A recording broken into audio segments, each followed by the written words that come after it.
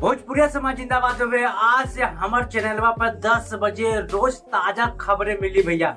ये बड़ी अच्छी बात कही है। क्या आज की ताजा खबर यह, खेसारी लाल यादव आज रात यमुना नगर में कांग्रेस के प्रत्याशी रवन त्यागी के वोट मांगे गेल रहे।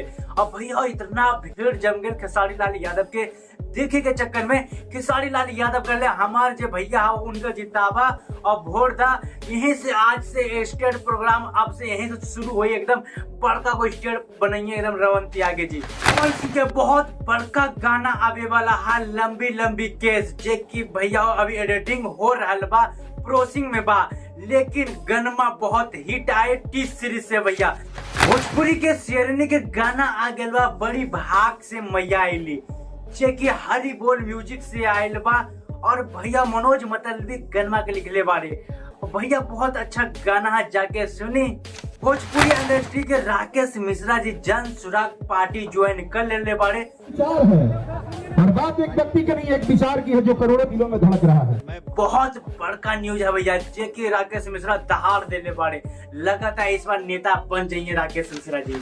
मनी विराज के इंस्टाग्राम पर वीडियो आयल बा भैया, कॉमेडी टाइप के पूरा टीम वाला बारे। वो गांव जहां शादी के इंतजार में ढल रही है युवाओं की उम्र, न पानी मिल रहा है न पत्नी।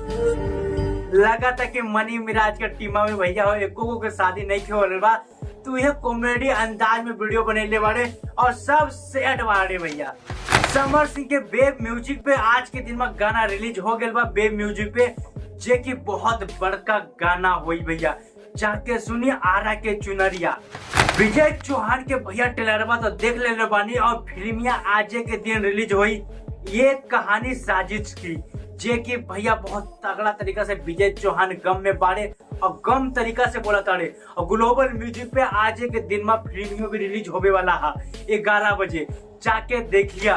तो प्रेमी के गाना आ गया भैया धानी चुनरिया चढ़ा था, जे की एंगल म्यूजिक से आ रहा बा और आ गया बा भैया। बहुत बड़का गाना हो, पवन पांडे गन्ना के लिखले बारे और तूफानी टिंकू म्यूजिक बनेले बारे। जाके सुनी भैया। और लगा था कि टुनटुन यादव के स्टेट प्रोग्राम कोई नहीं के दे रहे बा, वही से इंस्टाग्राम पे टुनटुन यादव पोस्ट जारी के बारे। अगर हमके बुलावा चाहता नहीं तो आइए बा हमार नंबर संपर्क करी। जन्मदिन पर, शादी पर, ब्याह पर, कोनो भी फंक्शन पर हम आ जाए भैया, जाके प्रोग्राम करी भाई। भैया विजय चौहान जो गड़िया ले ले बारे वही गड़िया के आज के दिन पूजा हो गया भैया। शिल्पी राज गेले बाड़ी एकदम पूजा करे एकदम विजय चौहान के साथ में। लगातार भैया इस बार मन्नत मांग ले बाड़े कि शादी ब्याह विजय चौहान के साथ हुई।